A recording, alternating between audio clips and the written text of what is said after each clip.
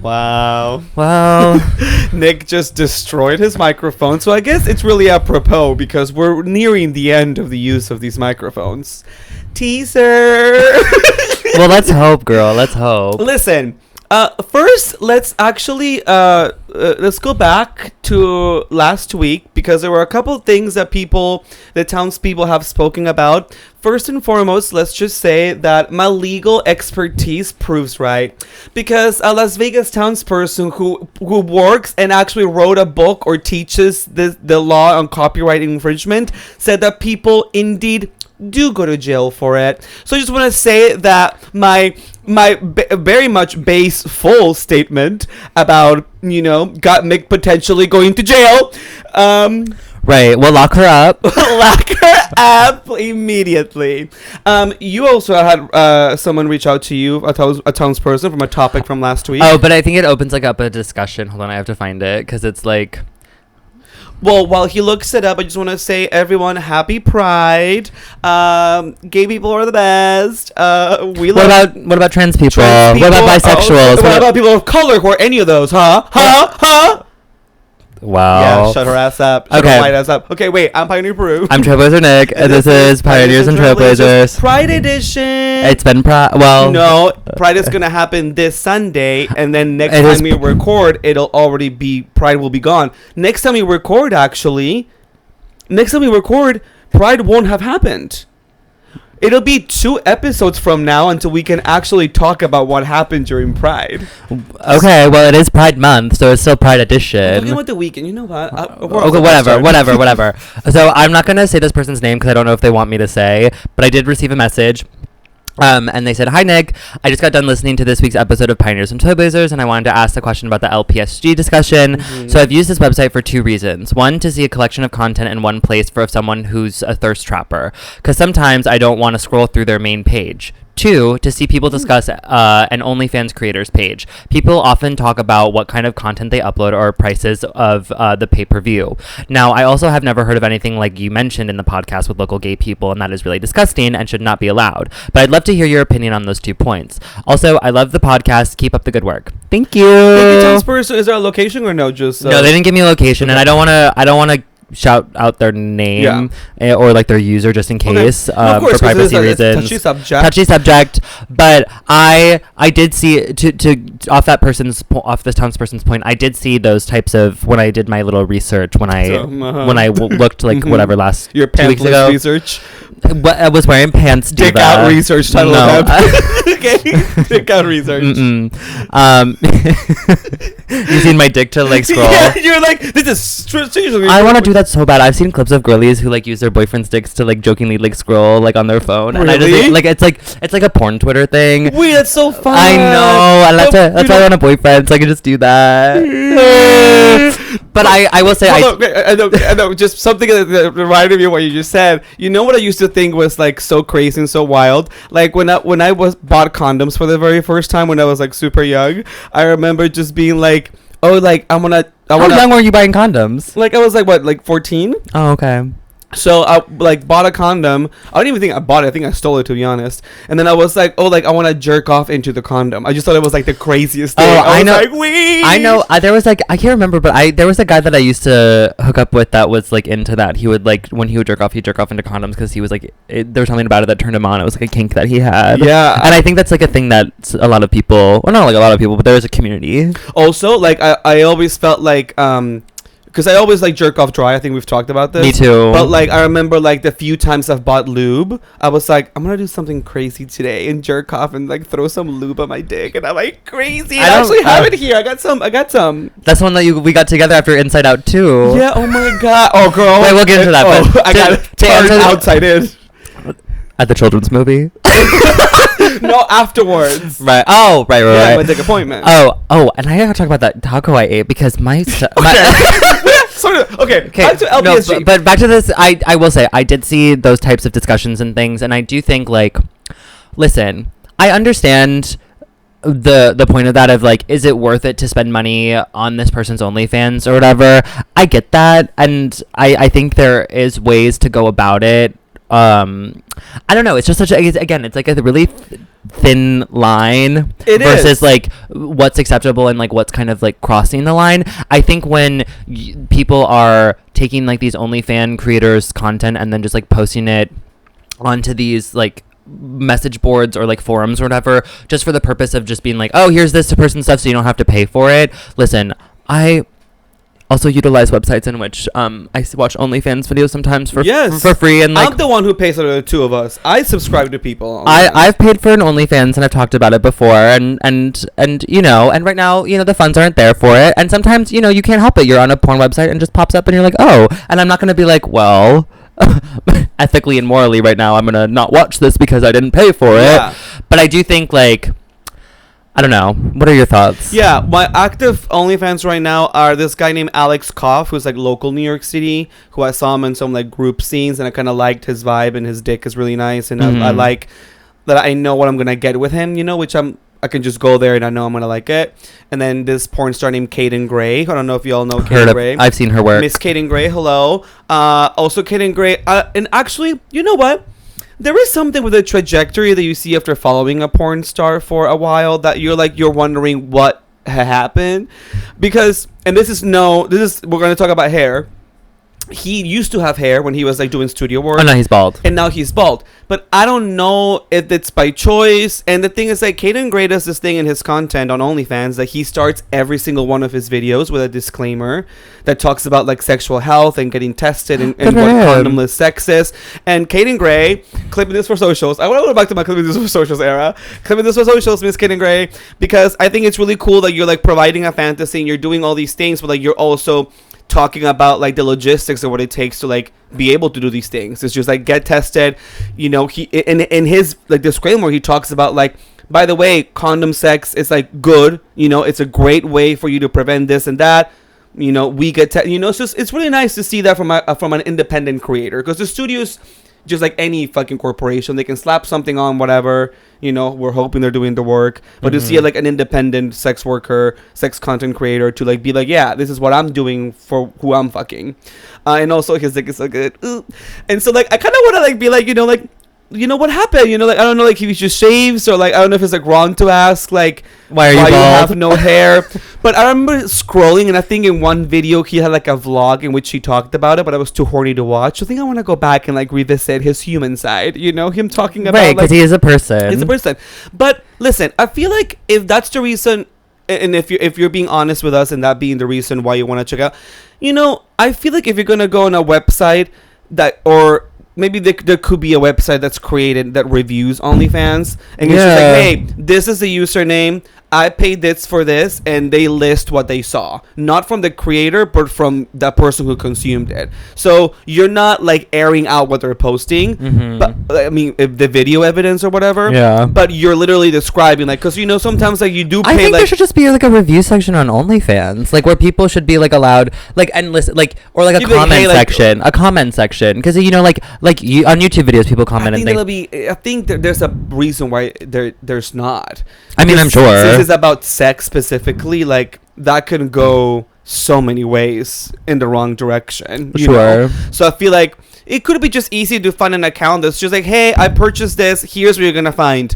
There's, you know, like one on man, the videos are 15 plus, or if it's like, oh, I paid $7, guess what, all there was is like 15-second jerk off videos and then a bunch of like promotion for other OnlyFans creators. Like, don't spend your money on this if you don't want to. I feel like people could list it out without you having to see what's on there. Sure. You know? Yeah. But again, I've consumed, you know. And again, it's blurry because it's like that kind of website. It's like, yes, there's like that sort of side to it where it is maybe helpful for people to kind of decide where they want to spend their money and like who they want to support or whatever. But then on the flip side, there's also those forums in which they're discussing like real people and posting their grinders and everything. So I think it's, but that can be said about like so many other different social media, like Twitter. People, I mean, I've seen so many people like repost different thirst trappers or, you know, OnlyFans creators, and then in the comments of those posts or whatever, or quote tweeting me like, oh, like this person, these are the kinds of videos that they like do, like this is what their OnlyFans is. It's like, don't waste your money, don't waste your time, like they don't show dick, like whatever. And I, you know, and so I think I don't know. Like Yeah. it's a blurry line. Yeah, but ultimately, to wrap up that combo, I feel like the one last element of this is like the financial element. It's just like, listen, just like consuming sex content, you're consuming a coffee in the street at the coffee shop, you're going to a restaurant and consuming a dish. With anything you sign yourself up to consume and financially invest There's in, a risk. there's a risk. And so if you're really wondering what is on someone's, content side, just like if you ever wonder going to a restaurant, if like that chicken dish is just as good as how it's described, if you're financially able to do it, I would just say the better thing to do is just to pay for it, unsubscribing immediately, don't keep the rebill thing on. Make sure you turn that off because we've been bitten by that before. Oh, bitch. Dumb, been forgotten. And then you can assess for yourself, fucking like, get your nut. Yeah, well, So because and like I think that's the best way, because then not only you're supporting this content creator, but then you can make your own assumption as to like whether the content was to your Worth it or pleasing, not. and then you're like, oh, if I liked it, I'll keep it on. If not, then like you know. Yeah, now you know. Because that happened to me, the one OnlyFans that I subscribed to. I did it because I had talked to the person directly, and we like made plans to maybe meet up and back. And I was so horny, I wanted to watch. And there was like only 3 videos, and like it was $20 for that OnlyFans. And like, girl, that's expensive. I mean, nowadays, like, it's depending on like who you're trying to subscribe to, it varies. But It varies. But girl, again, as a fucking like advanced OnlyFans consumer, let me tell you, for any of these porn stars, any of these creators, even the big names, anything above $11, they think too highly of themselves. And for the most part, in my experience, the ones that want to charge you like $14, $16, even $20, it's not worth it. No, and So- and usually though, and what from my experience, from like what I've seen, and this is not the case for everybody, but the ones that do be charging like $20 for a subscription, they have maybe like 2 videos, Of course. and like you can see that, and then it's like, I'm sorry, what am I paying for exactly? I think they're just the ones who like wanted to dabble but not all the way. They're just like, okay, like I'm gonna post this like 4-second vids of like me showing my dick, and like it won't be bad. I won't be considered a sex worker or like a porn whatever person. So I'm gonna charge them as much as I can so I can get the most money out of it. There was like that's a scam. There's a YouTuber. Well, this isn't necessarily him trying to scam, but there was this YouTuber. I don't know if I want to like name him flat out, but there's like a YouTuber that like in middle school and high school I would watch his videos because I was just like, oh, he's gay and hot. Who, Davey Wavy? No, but I remember him. Have you seen the videos when he's like, oh, is it a dildo in my butt or is it a dick? And that was fully posted to YouTube. Yes. But it's so funny because with Miss Davey Wavy came in an era on YouTube when like he was trying to be wholesome, but it was that era of YouTube where like it was the first wave of like gay content Wholesome creators. when he's like, oh, is it a dick in my ass right now or a dildo? He tried to start being like, I'm gay, like I'm, follow me on my gay journey, and like I think he quickly started realizing that people were objectifying him for his looks because he's like a stereotypically white hot guy, and then he was like, oh, they want to hear this of me. And then some stuff leaked, going back to leaks, his like jerk off vids on like video cam leaked. Oh, I never saw those. I only saw because who am I lying? I was looking for it. I'm a person. But I only saw a few screen grabs of it, so like I've seen the dick, but I always thought like, I wonder what she's up to. Like, I wonder if she ever full-fledged went into, like, OnlyFans. I think she's still doing YouTube. Yeah, because I think he does, like, saucy YouTube, but it's still, like, YouTube-friendly, right? Sure, yeah. So there's a different YouTuber, and he was, like, he did a lot of stuff with, like, the big drag queens, like, did, like, collabs with them and stuff, and, like, whatever. And, again, like, very stereotypically, like, attractive and, like, looks masculine, but kind of femmy, and just, like, the way that he, like, talks and just mannerisms. Just the gays love them. Uh-huh. If you look masculine in a photo, bitch, it don't matter if you're like, hey sis, pop off diva. If you look mask in an Instagram fucking photo dump, oh, boyfriend galore. Oh, yeah. Oh, it's a line around the street, mama. Oh, you meet these people in person and they're just like, oh my god, hey girly, what's that? Let's fucking go party at the house down boots. In the photos, like, No, fully. But then, so he then started like an OnlyFans a couple of years ago. But then, I never like I kind of fell off. Like, I kind of fell out of that YouTube era because I was like, oh, this is just like hot dudes who are just like talking about stuff that is so boring and dull, and like they live in LA, and I'm like, you're just watching them because they're hot. Yeah. Like, there's no actual like value to the content they create. Sorry, no offense. But then, he started doing OnlyFans, and then I saw on Twitter people discussing his OnlyFans videos, because he's been doing it now for a couple of years, but apparently it's just like softcore stuff where they don't show any dick. Damn. It's just like really like cinematic like videos of like guys just like hanging out in their speedos and like touching each other and like all that kind of stuff, but like charging way too much money for it. And it's like, again, what are you paying for? Like, I could go online, I could go on what, Cinemax and is that still a thing? Taxi cab confession. Is that still a thing? I don't know. But I don't know. But I used to watch that softcore stuff because a lot of the gay porn. That's how we all started. You know, a lot of the gay porn stars from the era that I was like watching gay porn were also doing like softcore straight stuff. So then I would watch that because I'd be like, oh my god, they're so hot. Yeah, you've seen Real Sex on HBO. It was one of the very first things I saw that was like sexual. Did you ever see that show on HBO? I've seen the whole series. Sex in the City. Yeah, that's what I'm talking about. No, what was it called? It was about the only legal brothel in Nevada. Of course, the Bunny Ranch. Yes, the Bunny Ranch. I love that show, girl, and they be fucking on there. They be fucking. And now, okay, I will say when I talk about Miss Bunny Ranch, you know, like every page, it has two sides. Isn't that the saying? Isn't that the quote? There's two sides to every story. Okay, or the Peru quote, which is, there are two pages. At every page has two sides. Quote me on it. Merch idea. Everyone's like, what does that mean? What is he talking about? Because the documentary, obviously, you know, like it's legal in those parts of Vegas to be a sex worker, and like they tax them and whatever. But I don't even think it's in Vegas. I think it's like Reno. Well, it's in the outskirts of Vegas. Is literally what I just said. Oh, okay. I didn't hear you. So just so you know, I said it properly. Okay. So, you know, you're watching these girlies who are, you know, like, it's like 90% of them are like, yes, you know, just love, you know, my tits and my puss, and like they all love it. And I love. Well, that's what they're saying to the cameras. Of course, and they all charge what they want, which is great. Like, they all have a tier. You know, the guy can pick whatever. They have like pamphlets and stuff, which I think is what I would do. No, I was watching. I watched that. I think I was like in like a freshman in high school, or like maybe in 8th grade or something. I like watched it way too early, but I remember thinking, I don't like the fact that every time you talk about doing something that's like, oh, salacious, you're like, oh yeah, well, I was so young. What do you mean? You could be an adult and like just like be like, you know, curious for stuff. No, but that's when I saw it. That's when I watched it. You always make it a point. You're just like, yeah, I must have been like junior high school. Like, oh, you know, well, because I'm only 25 now, and that's when I was discovering that content. A lot has happened since. Yeah, a lot has. But I would remember thinking to myself, I'm like, I want to work there. That's what I'm saying. That's like, I watched it and I was like, oh girl, I was like, I'm gonna work there. I'm gonna be so fucking hot, and all these dudes are gonna fuck me. Mind you, the dudes that probably go there rotted. Of course, they're not the ones that you want. The ones that are paying for the sex, I girl. think one out of, I would say 1 out of 15. At best, 1 out of 10. At worst, 1 out of 20 would be a guy that I would actively try to fuck. And guess what? If he came in, I'll be like, actually, can you just stay?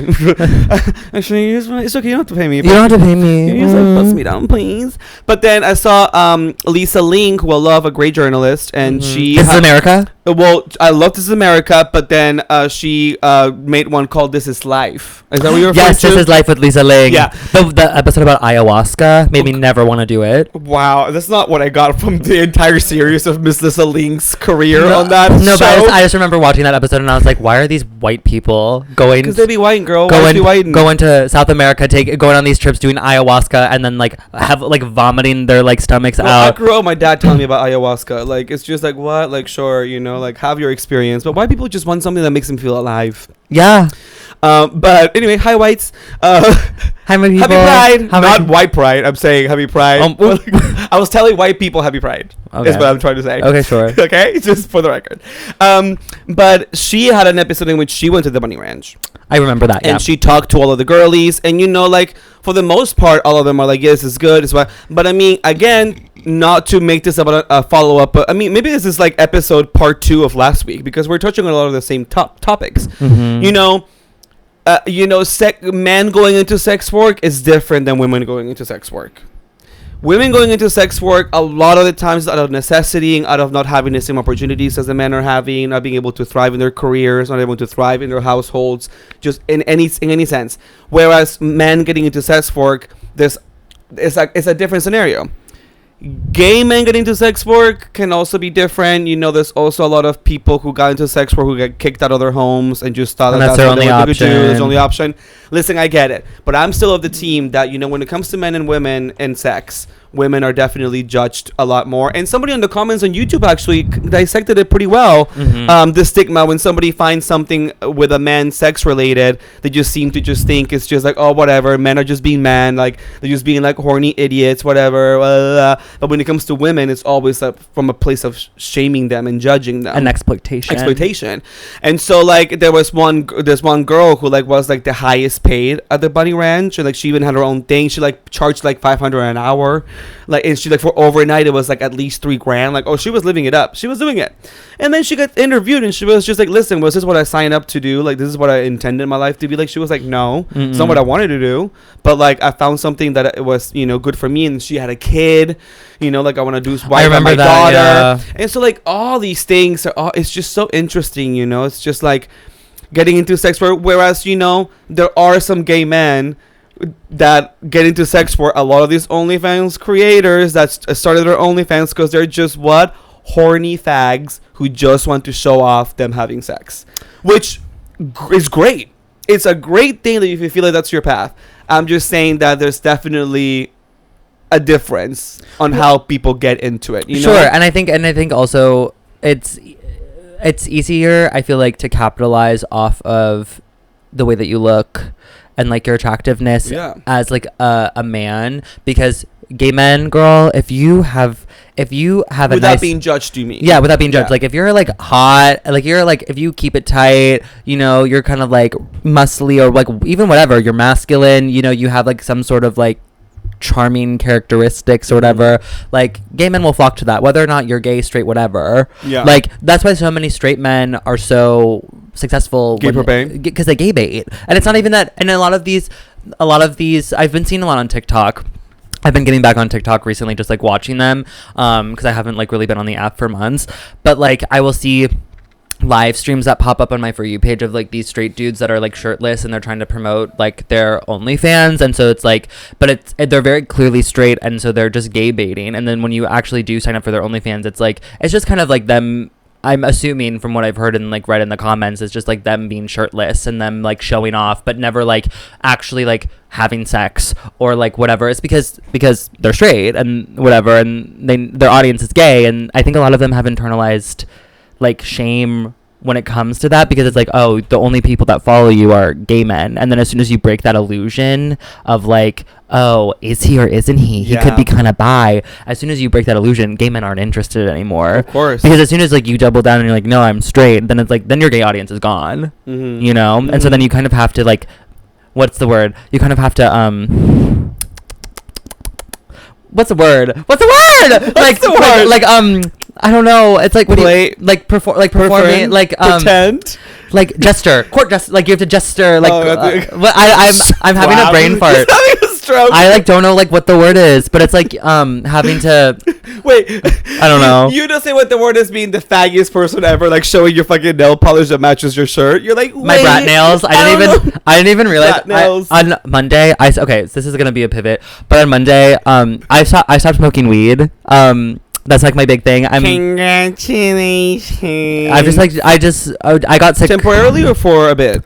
For a bit, I think, like for an indefinite period of time, because like not this last Tuesday, but like a week ago Tuesday, I got sick and like felt really awful, like whatever, and I was like, okay, well obviously I'm not gonna smoke today because I am ill. And then the next day I didn't feel that much better, and then on Thursday I was like feeling a little bit better, but I also at that point was like, you know what?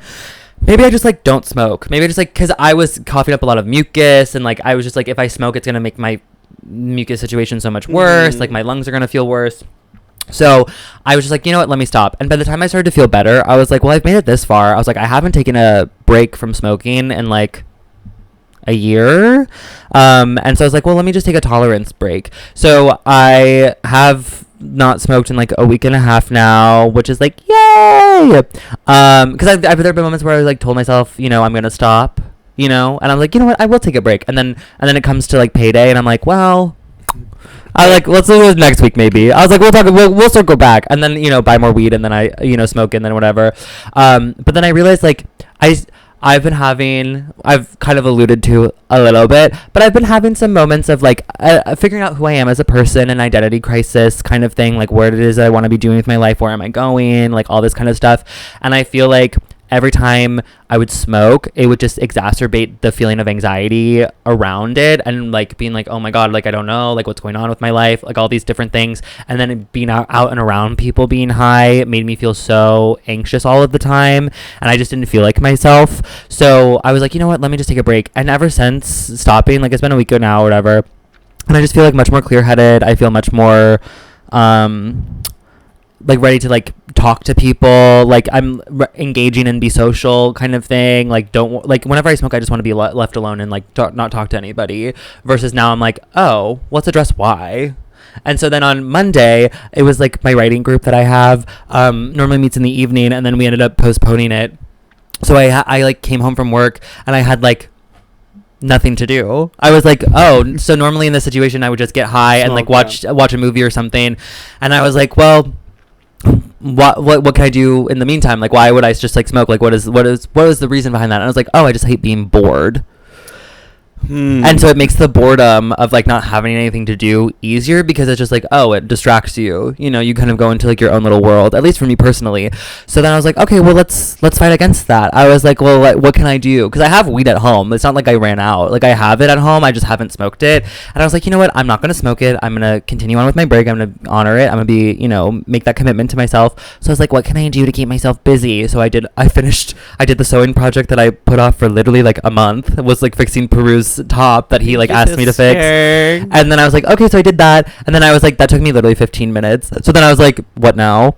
And then I was like, oh no. And so then I was like, well, let me take a shower and then I'll figure out what I want to do. So I showered, and then I was like, okay, I could watch TV. And I was like, okay. And I was like, but that's it. And I was like, well, let me paint my nails. So I painted my nails. That was really boring, I'm sorry, but I painted my nails green. And then when I was done, they're the color of Brat Charlie XCX. I didn't even realize until afterwards.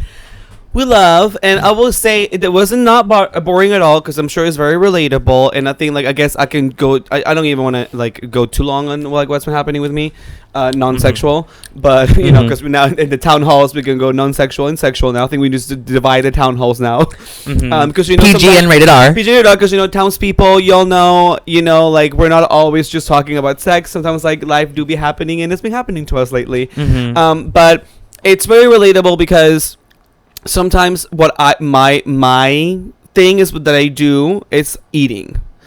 Oh, when I get bored, I eat. Like that's. But the thing is that to the point where like if I feel like I'm in a place where like if I'm in a funk or stuck or I can't create or I'm whatever, I'm just like, well, what do I do? Like, well, I have to eat. So I'm just like, oh, I must eat. And like I make myself, you know, it's like binging basically. I just make myself feel so sick from eating so much, and like. My weight fluctuates all the time. Like, I don't know if anybody on here would even notice. I mean, that's just me to say that, like, I don't know, like, I'm very hyper aware of, like, my body changing. Like, I remember I was looking at some of the older videos from us just because, you know, it has been so nice. We're, like, somehow at over 800 subs on YouTube. Yeah, we hit 900 on Spotify. So, thank you, townspeople. Great to us. All town council members are soon to be inducted. I'm sure we're looking at you. Some comments are really lovely, going like I'm going back to older videos and commenting or just watching. A lot of people lately have been saying I listen only, but I have to come on the YouTube now because watching this is like being on FaceTime with my girlies. Wait, love. Which we laugh. But to say that, I was revisiting some of the older stuff, and I was like, I was so hyper fixated on what I looked like. I was like, oh, episode 1, episode 15. And I'm just like, oh, I look good there. I'm like, oh, I look chubby there. I'm like, oh, I look fit on that one. And I'm like, oh, I'm like analyzing what I looked like as if that's like a measure of anything of what I'm worth, you know? Yeah. And so when you go on these moments of, and again, like even having the time to do that, it's like coming out of the show that I just did, feeling like I'm trying to look for the next direction of what I'm going to do and how I'm going to do it, which we'll leave there.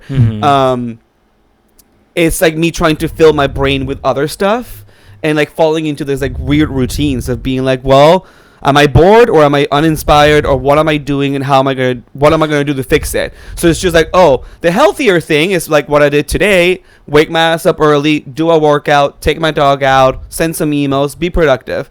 Sometimes you don't always feel like that. No. Sometimes you just feel like you're so hazy and foggy and that you don't want to do anything. In New York right now is disgusting. So hot outside. Girl, it's so hot that you're just like, you kind of just rely on old patterns. No, fully. And like, so I relate to you being like, what I would do right now, for example, is like when you get home, you're like, I would just smoke and watch something because like you're just like, well, I don't want to just be bored. Yeah. I don't want to just be ruminating in my own thoughts. Yeah. You know, to be left alone with that. To be left alone with that and just being like, well, I don't want to do that. So what I'll do is I'll just fucking like chow down 3 packs of ramen noodles and then a fucking pint of ice cream and feel so sick I can think on my own thoughts. Yeah. And then you're just like, watch some trash TV. and then you're like, what do I do? Yeah. Well, no, because that's actually so interesting because like I've been doing a lot.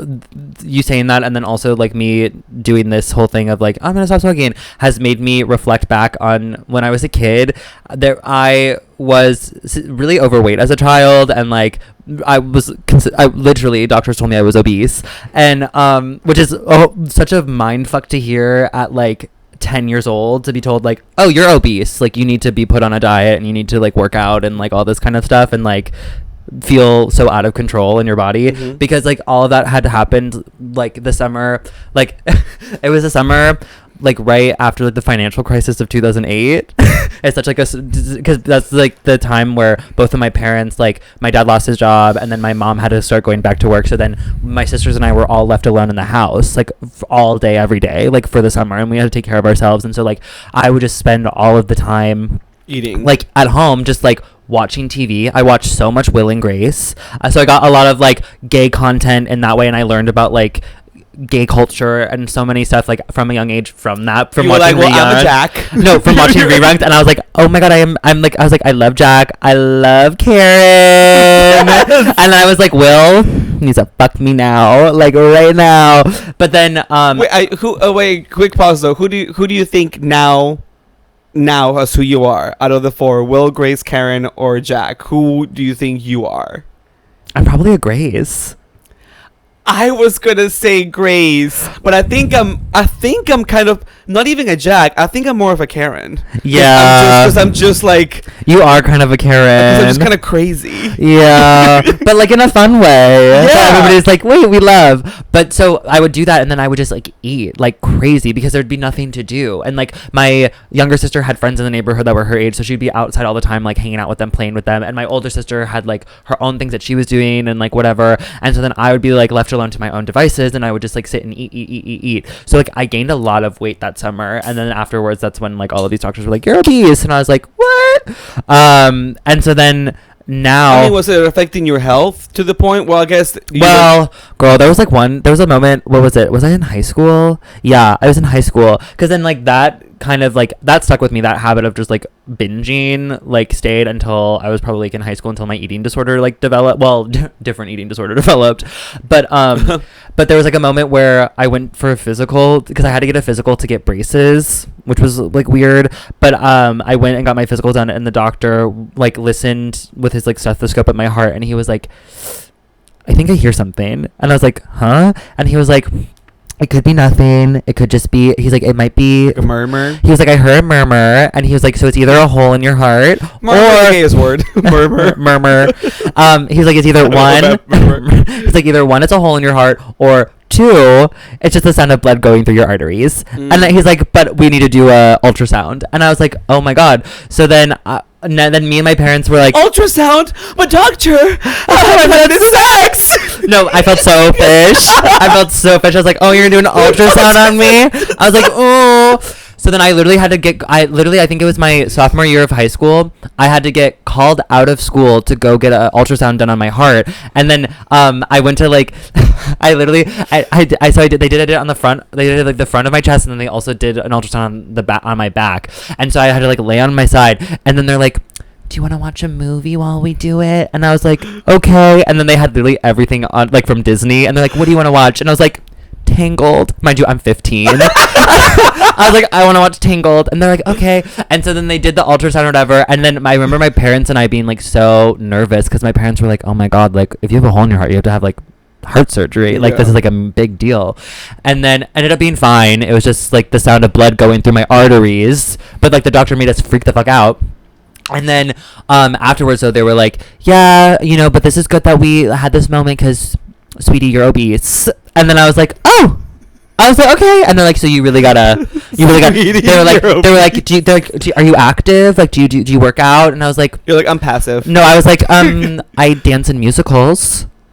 And they were like, okay. So kind of. And then I was like, cool. And so then after that like then really royally fucked me up, and then I went on the opposite end of the spectrum. Then I just stopped eating, and that turned into its whole thing. And then so then that binge eating things kind of stopped. But then with smoking, it makes you hungry, so then the binge eating came back. So it's just like this up and down kind of thing that we've been going through. But then it just reminded me back at that time where I was like, oh, it was just because I was bored. I had nothing to do. Like, that's truly the only reason why. Like, I would just, like, eat so much, and then I would feel so sick and gross all the time. And then I'd be like, well, why do I feel so sick and gross? And I just, like, because I was so young, I had no idea how to connect those two things together. Anyway, you learn things about yourself. Now what I've realized is I was using the smoking to, like, not be bored. But in that period of time, there were so many different things that I could have been doing that, like, I enjoy. Like, I love to sew. Yeah. And when I'm high, I don't like to sew because then I can't focus on it and I'll fuck it up because it requires focus and precision if you want it to do it well and you want it, whatever you're making to look good. So then I've like sort of made a plan for myself because like I had a really big moment where I was like sewing all of the time during the pandemic because I was home with my parents, wasn't smoking ever because didn't have access to a dealer or anything, and it's not legal in Wisconsin. So I would just like spend all day every day sewing, and I made so much stuff, and it was like such a creative period of my life, and I was like, oh, I could just be doing that instead. So now I'm like, oh, so just recognizing if you're going through any of this at all, townspeople, is that like, you know, like, yes, sometimes the old patterns or old habits feel comforting, but then once you get yourself out of that little space, even for just a couple of days, you do find other stuff that you do find joyful. And if for some reason you're not finding something that, like, inspires you or motivates you or drives you, then that's also good to know. It's good to know. It's good to just have that clear headspace to be like, okay, well, what are my interests? What do I like to do? And then if your answer is like, I don't know, because this kind of happened with like my mom a little bit, it's just like, start figuring it out. Test things out. New. Yeah. You know, my mom went to go do yoga. She really liked it. You know, like all these things that you can just start trying because read a book. Read a book. Literally. You know, or if you're not a movie person, go see a movie to the movie theater. See what you got from it. You know, like join a club. You know, just weird shit. You know, just find yourself, because at least you can tell yourself you're trying to do things, and that feels really, you know, like it feels. I start crying. It feels very heartwarming sometimes when you look at yourself in the mirror after a day that was rough or uncertain or anything, and you can just look at yourself and tell yourself, today I really tried. Today I tried something and I did my best. Yeah. And that, like, to me, townspeople, like, because right now I'm like a little bit emotional. Like, Nick has been really supporting me through some stuff that I've been going through. I'm such a good friend. She's being a good friend. Yeah, okay. Yeah, you're only like a good fucking like therapist because I fucking pay you with fries. I would still be a good therapist had you not paid me with fries. Because what? I'm a good friend. Sure. And I take care of my sister. But going back to sex though, actually, because this ties into this whole like fucking conversation.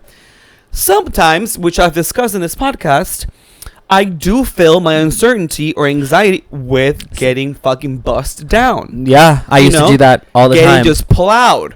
To the point where, like, you know, like I've talked about this on the podcast. Sometimes, like, I can do it 2-3 times in a day. And I'm like, great. Sometimes, like, I own my sluttiness. I own my sex. But sometimes I recognize when I'm not just doing it because I'm horny. You're doing it when I'm doing it because I'm trying to not think of something else. You're using it as a form of self-harm. Well, I got hard. Good. Just a few days ago. Wait. Oh, okay.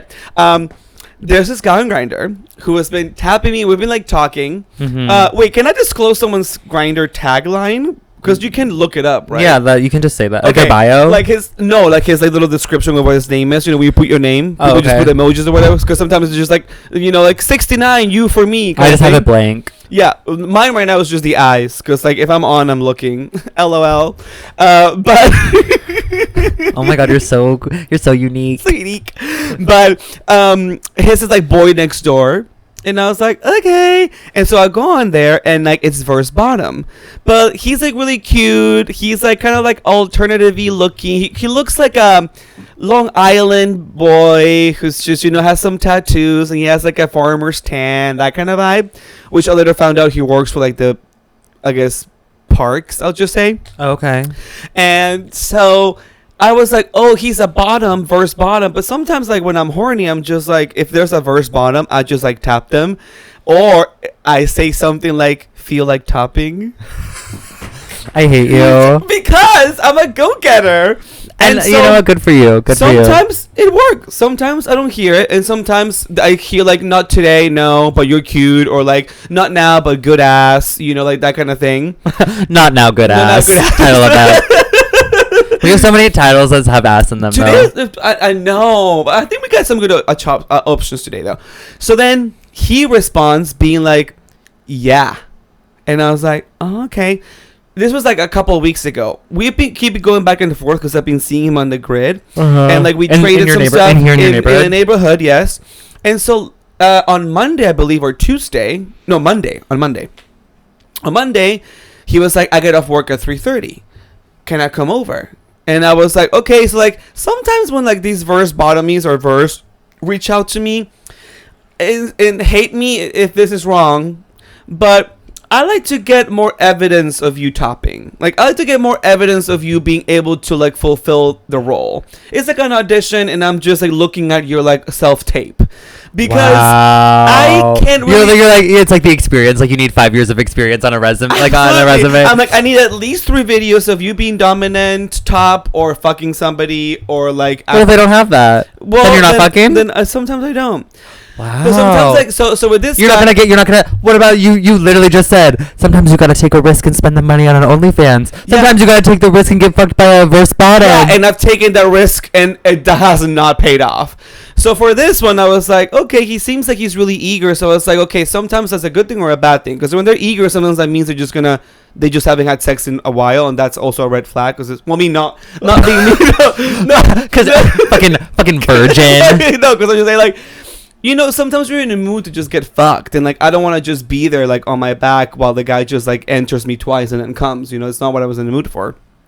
But he provided some more, you know, stuff, and he was like, just so you know, like I'm down to come to you because like even though I'm verse bottom, you're just the kind of guy I like to top. And I was like, all right. So he was like, you know, acing his preemptive interview. And I was like, okay, I think he passed. So it's time for like, you know, the in-person interview and like see how that's going to go. He comes, his photos, bitch, very, very, very cute kid. But the dick, he did it, I guess, because he's mostly a verse bottom. Is like, this the verse bottom that we both talked to, or is this a different one? No, different one. Oh. This is a guy that's just like, I guess he's not paying that much attention to his dick pics. But that shit was way bigger than what I thought it was gonna be, because I was just like, you know, like a quick like douche, like a 2-pumper, you know. I was like, all right, you know, it seems like average, like I'll do it and just like go to town. Oh, when he came in and he took his fucking pants up and the thing flopped, I was like, oh, I don't think I think I might need to like double think what I'm able to do with this guy. It was so good.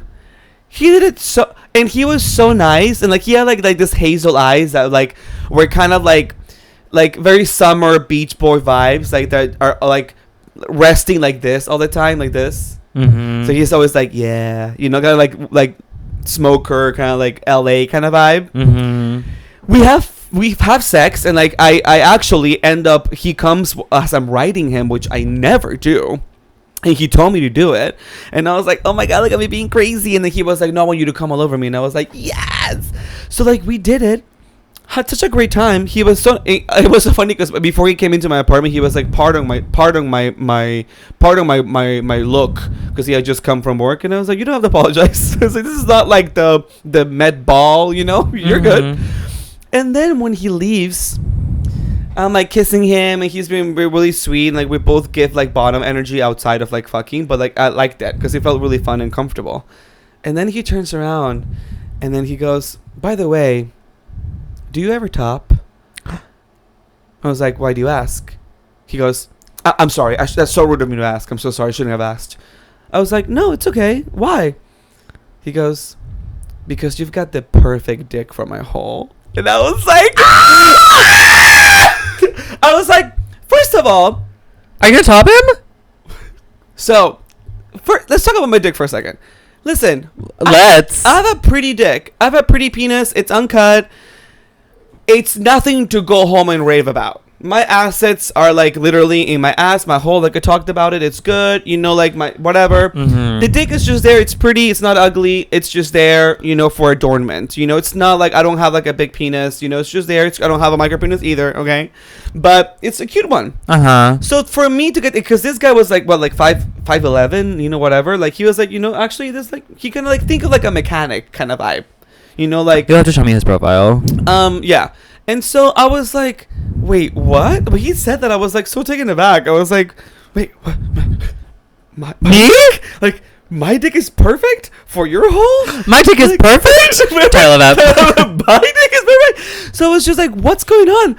And then he was like, and he has a boyfriend, obviously. They live together, obviously. They're open, I hate obviously. That. I hate that. But he was like, he texted me after because we traded numbers, and then he was like, "Sorry, I asked you if you topped. I thought that wasn't trying to be rude. Like I loved, you know, I think I loved it when fucking you. I like that. You know, you're like the right bottom. I like to fuck when I want to fuck." And then I was like, "Well, I mean, no, it's not rude at all. You know, like it's nice. You know, I've only done it a couple times, but like honestly, if that's something that you need." Like maybe next time we could maybe like switch, you know, flip. And then he was like, "Wait, really?" And then I was trying to be funny because then I was just like, "Well, honestly, like if you're comfortable, like I'm gonna go." What? I was like, "I'm going to P-Town soon," so I was like, maybe I need to practice my topping because the last couple of times I topped, Yeah, was in P-Town. So he was like, "Wait, really?" And I was like, "Yeah." So he was like, "So you want to fuck me, like practice?" And then we just kept texting. I guess I'm gonna practice topping with this guy because he was really into it. He's like, okay, because he works nearby. So he's like, I can fuck you, and then like you can fuck me, and then you can practice topping. Something in like my top practice era. That's crazy. I know, but only with this guy because he felt comfortable and he's cute and like, you know, like if he already likes me, Yeah. he already likes what I have to offer. Then like. Perfect, you know, like I'm down to like fuck you and like practice, I guess, you know, like I again going back to the main conversation, try something new.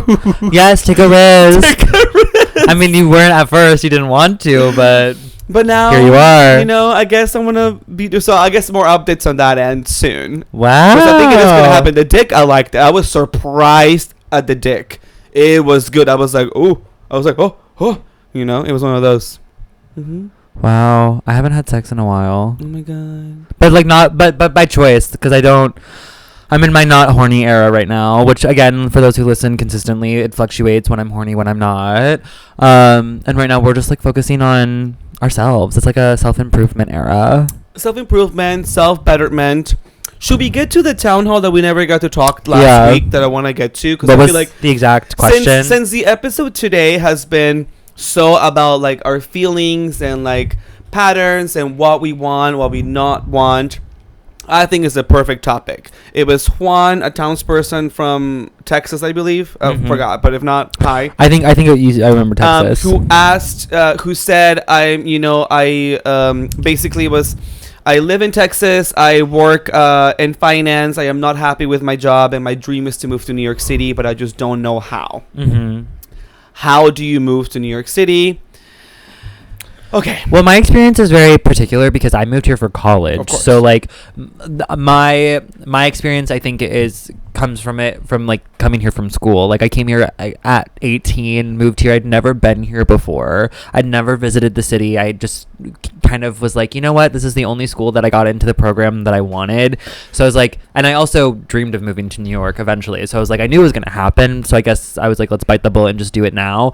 And so I came here for school, and I had the luxury of being in college and like being around like a set group of people every single day for 4 years, in which like I had a community of people, and like and most of them were also moving from other different parts of the country or the world or whatever. So we were all kind of having the same universal experience of moving somewhere for the first time, not knowing anybody. So we all became very close very quickly because we knew that in order to survive, you need to have community. Yeah. So and I also was had school and everything. So I think my experience is probably very different from like what he's looking for, obviously, because he's gonna should you move here just because you want to for like out of the blue.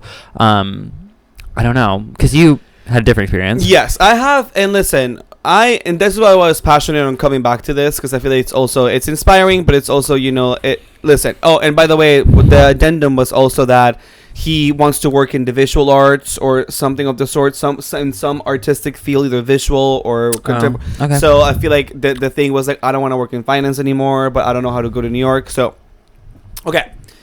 We're going to give you solid tips here, Juan. And then Nick can add on to this, because I'm sure this is something you're going to have an opinion on too. I'm sure. I always have opinions. Always have opinions.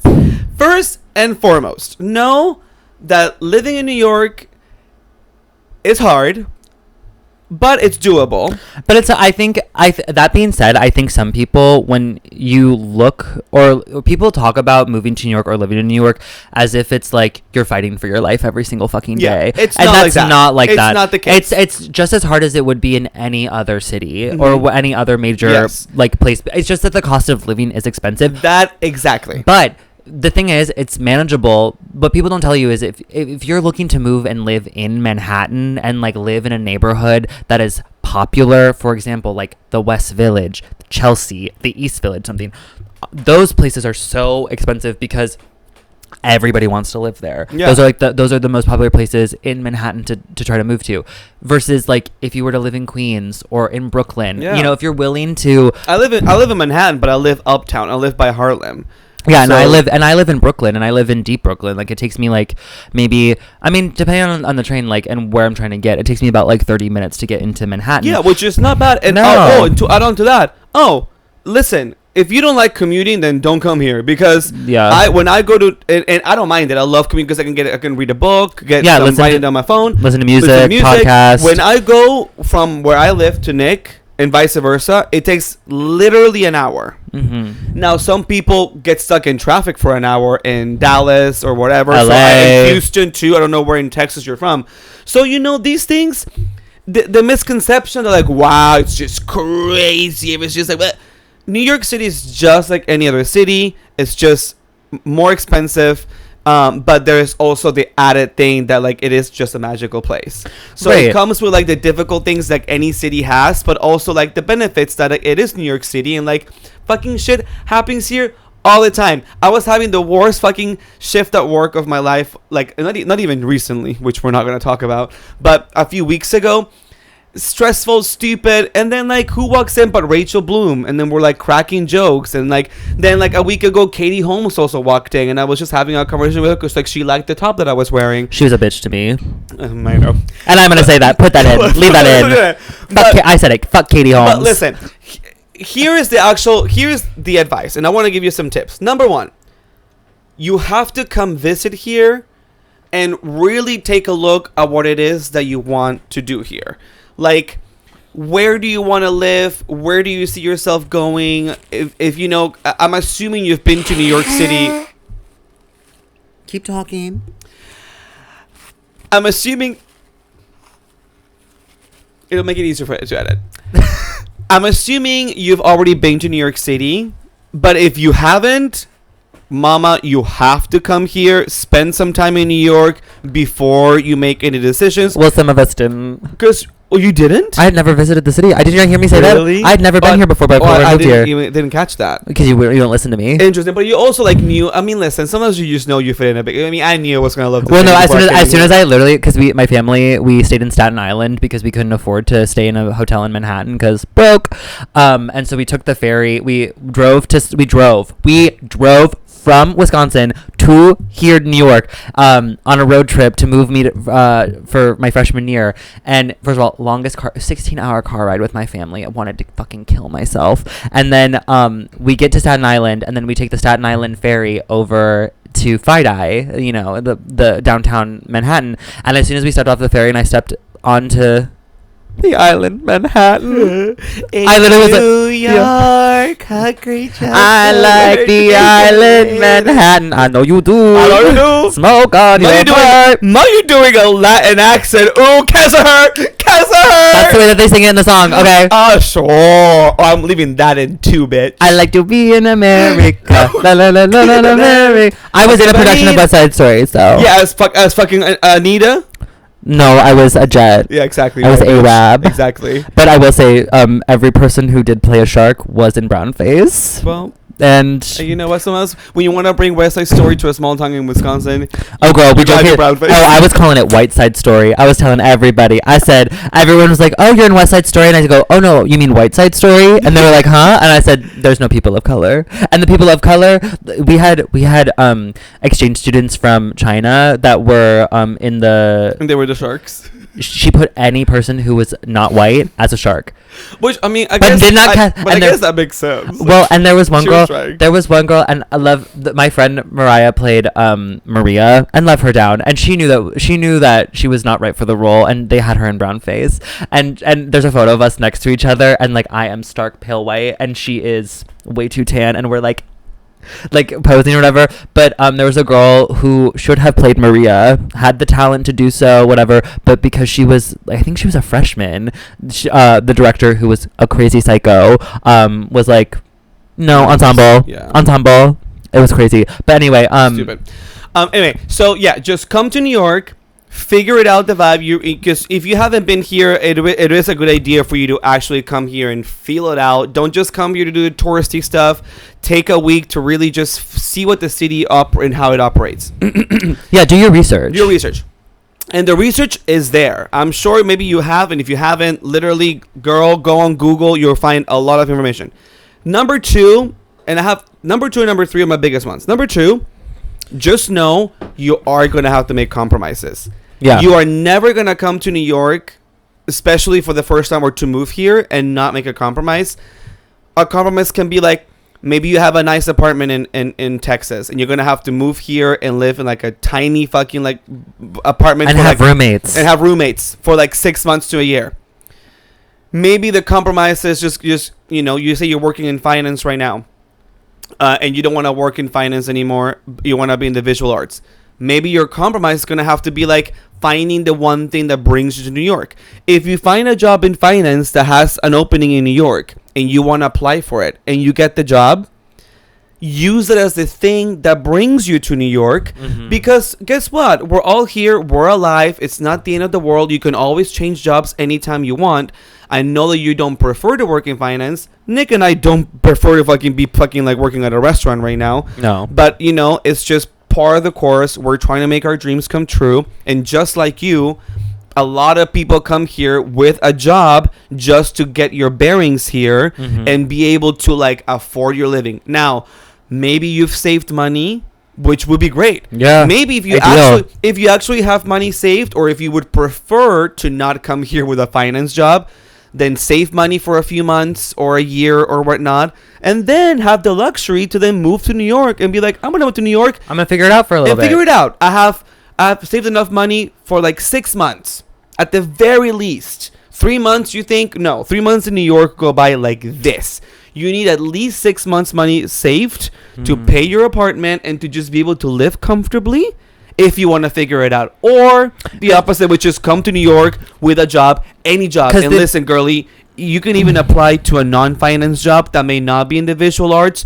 You can apply the Med for a position, be an usher or whatever. You know, just look for job listings and see what kind of job you would be willing to do that could pay you sufficiently enough to be able to facilitate the move, because you need something that brings you here. Because also, one, moving's expensive just in and of itself. But then also, the biggest expense that you're going to have in the beginning is going to be rent. And the rent is so expensive here. Yes. And then also, to talk about, wanting to shift careers and things, like, I think it's really important too. And I'm sure maybe, I mean, I can't speak for you because I don't know what you've done or your history or like, whatever. Read her. But no, but I mean, like, figure out the community that you want to be in. Like, if you want to do visual arts, look into are there artists that are in New York that you are inspired by or that you really admire. Yeah, or like companies that work in visual arts. But also, like, because I think for myself personally, like, before I moved to New York, like, I got really into stand-up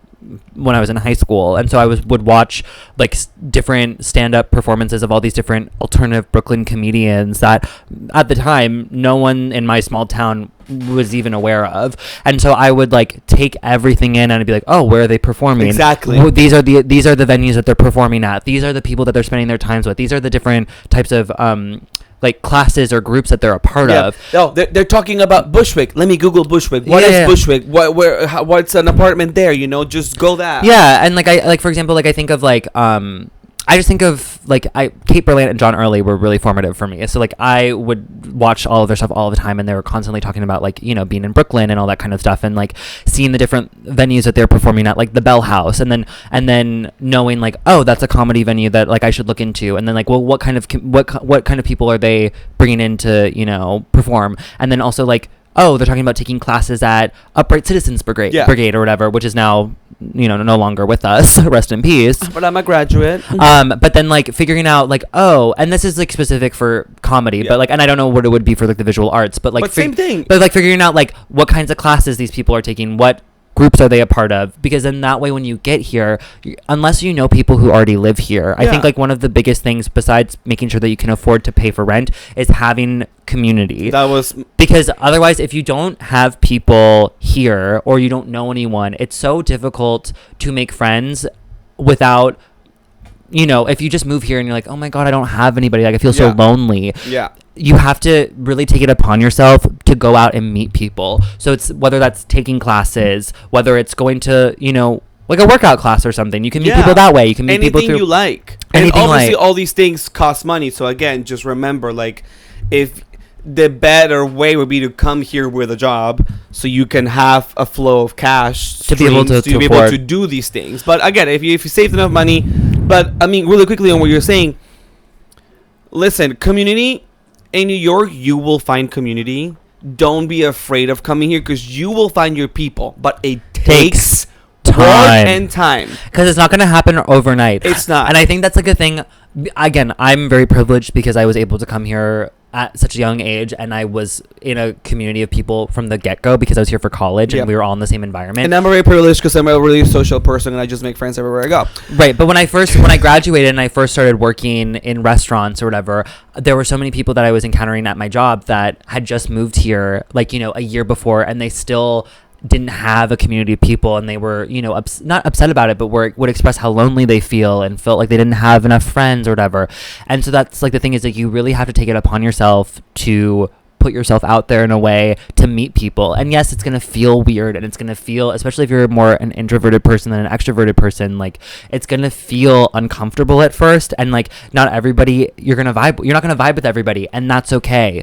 You will find your people, but it takes time. Ultimately, at the end of the day, it just takes time. And so I think if you understand that when you come here, that it's not going to all happen all at once, then you're setting yourself up for success. And by the way, considering different personality types, as an extrovert myself, like I'll literally force myself to go to a party, go to this, an opening, whatever this. If you're an introvert, which I would venture out and say out of the two of us, you're more of the introvert, just the two of us, New York is filled with things that you can do alone to be inspired, to go to a museum, go to something. So don't get scared of being like, oh my god, how am I gonna make friends? There's definitely things you can do alone. The city has so many things that are there for free.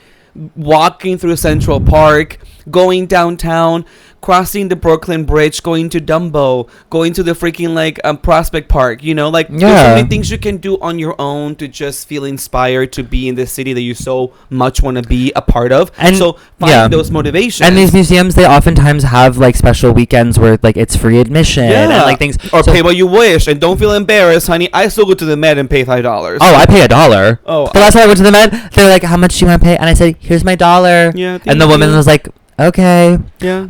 We have to leave, so should we do a... I think we have like, because I know my outfit, so I think we have like 10 minutes. Okay. But let's just wrap up, I guess, the New York thing, but just to say that like it is possible for you. No, it is possible. If you really want to be here, listen, like you've heard us in this fucking podcast right now, personally speaking, if I'm going to be vulnerable with the townspeople for 2 seconds, I'm going through a rough time. Mm-hmm. I'm going through a rough time. A lot's happening, and sometimes it really does just take me walking through meatpacking or something, or like getting off the train or something and being like, this is a city I chose to live in and I love New York, and there's nowhere else I would rather be having a hard time than in here. And if you feel like where you live right now is not for you, you're not connecting, and you've either have already been here and you felt that Zaza Zoo with New York, or you feel like New York's going to be that place for you, you should allow yourself the opportunity to do it. But just follow these like small advice pieces we've given you, because they are, sometimes I feel like the biggest mistake, to wrap up, is that people think that it's all or nothing.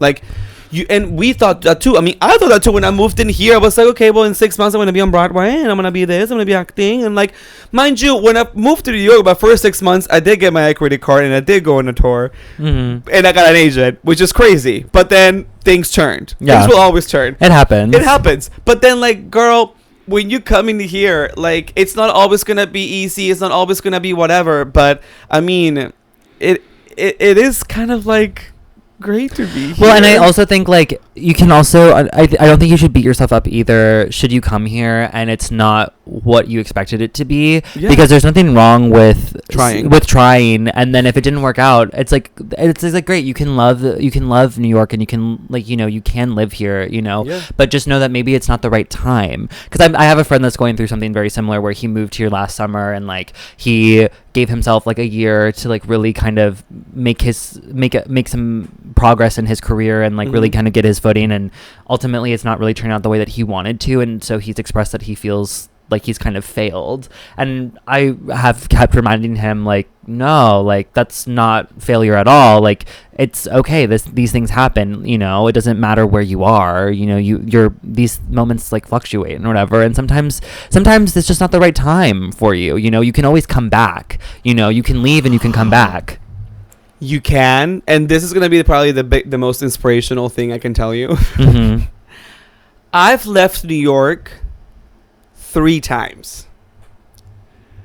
This is, you know, like I'm back and I feel like I'm finally on my way somewhere. Things are happening, but just so you know, trust and believe, I am the testament of being like, I've left this fucking city and I kept coming back. Mm-hmm. And now that I'm back, it finally feels like I'm here to stay. Everything, you know? Mm-hmm. So things just happen for a reason, and don't blame yourself for wanting to try something, and do it. Yeah, just try it. Like if clearly like you feel drawn to it, there's a reason for that. And I always am telling myself like, I'm here because what I want to be doing with my life, this is one of 2 places really that I have opportunities to do so. And like, yes, if I'm having a hard time, yes, if I'm feeling lonely, yes, if I'm feeling depressed, at least I know that there are still opportunities available to me and I can still make it happen, versus if I was feeling the same way in my hometown, it would feel so much more isolating. It would feel so much more like I have nothing going for me, because I think that's what's really beautiful about it, this living here, is because it is such a epicenter and hub for the arts specifically, and so it's like there's so many opportunities to, again, what Peru was saying, feel inspired, to see other people's work, to, you know, feel, to even like be a part of someone else, like even just like working on Peru show, like doing the projections and the tech booth, like that I still like scratch that creative itch that I'm having, because like, you know, like we all go through moments where it feels like nothing's happening in our careers, or like nothing's going well for us or whatever, but then it's like you have these little kind of pieces of like, yes, it's possible, I'm close to it. Like, this would not happen for me if I was in a different environment, or it could happen, but it wouldn't be the same, you know. So I think it's just good to let yourself take a risk. I feel like that's like the theme of this episode, is just take a risk. Take a risk. Wait. Title that. That's like the most sincere title we've ever had. If we did it. Oh my god! If we did it, are we? I don't know. You know, when I get those clicks, Whiskey biz ass. Thank you. Wait, that was good. Thank you. Risky biz ass. Wait, that's good. Thank you. Biz but ass with 2 Z's. Yeah. Risky biz ass. Or $2. Girl, wait, that was good. Oh my god. Can I just say, my pioneer is gonna be Nick. Because you're obsessed with me. You have been such a support system for me the past. Well, obviously not just from my show, but like the flip side of what happened after the show. Nothing bad happened, by the way, townspeople, but I'm just saying like where my mind is and like where I've been feeling. And it happens, you know, you go through, I feel like a lot of artists go through like kind of like depressive episodes after they do either a show or like whatever it is that they've been working on. When it kind of pauses, or either one, you finish a show and it's done, whatever, there is kind of like a period of like, well, what do I do now? Yeah. And it does feel sort of like daunting, and like it does feel like there's nothing there, and like, you know, you do kind of get into a depression in some regards, and like I've experienced that, and I feel like it's something that's very common. So like I understand like everything, and I'm here to support you because I've been there. I know, and like you've been so good at just listening, and like I was telling this to Nick yesterday because we worked, and after work I was just like, I feel safe just being like horrible and rotten and sad and just angry and upset and just be like a ball of negative energy, because I know you're just there to support. Mm-hmm. So like I really appreciate you being that source for me and just letting me be not there, you know. So I really appreciate that. So thank you, and I love you. I love you too. My trailblazer is gonna be Peru. Because like I feel like, I don't know, like we did not plan this. This is not planned. But I also like I'm gonna say this is gonna be very sincere. So like everyone, please refrain from vomiting and throwing up. But like I feel like the last couple of weeks, like I have had these moments where it's like, oh my god, like I really do have so much love for you. Like I literally will just like kind of like check in, and I'm like, oh, that is my sister. Like you are my family in like a weird way. And like I haven't felt like this like sort of deep connection with like somebody in like a very long time, and like I feel like you're gonna be in my life forever no matter what. So it's just kind of like, even when you decide that you're gonna like try to destroy my life and career because like you're mad at me for something, I'm still gonna be like, that's my sister, ruining my life. And like, yeah, okay girl, go ahead, try. I'm like, whatever, do what you need to do, go talk to TMZ, but or Page 6, but like, yeah, like I'll always be there for you. So oh my god, I love you. I love you too. And we love all of you, townspeople. Thank you again. We're gonna keep talking about this for a little bit, but we're gonna make some not announcements. We're just gonna talk about some stuff with the podcast related here soon. But you know, we want to continue growing. We have this goal of reaching 1,000 on all these platforms, which is, I feel like, really doable for us. Yeah. YouTube has been growing. We're at 800, 900 Spotify. We want to reach 1,000 really soon in order for us to like be able to move forward with some stuff. So yeah, and ultimately, I think just prepare also, because once we hit the year mark, like the 52 episode, like we do plan on going on a slight hiatus, just so we can like reconvene, figure out what season 2 is gonna look like. You Nothing know, crazy, but just so y'all know, just to prepare for it, yes. So you're not like shocked. Yeah, so we'll do something really fun to wrap up this first season. We'll wrap up with episode 52. Just keep an eye out for that. Bring more people on the town if you have friends. Keep spreading the good word, because it's going to require a lot of town work to wrap up this season really fun and a high note, so we can just get to work and really work on what's going to come next. Because we really want to continue doing this, because we love y'all, and you have been so supportive. And it's been amazing to have y'all, the townspeople and the town council members from all across the globe. Yes. you can follow Nick. Oh, follow me at Nicholas.Rose on Instagram, ClownfaceBitch on Twitter, and ClownfaceBinch on TikTok. You can follow Peru at Hey Peru on Instagram and TikTok, and at Hey Peru _ on Miss X. We're gonna be posting some stuff, trying to be better at posting videos too. But in the meantime, happy Pride! And we'll see you next Monday. Bye.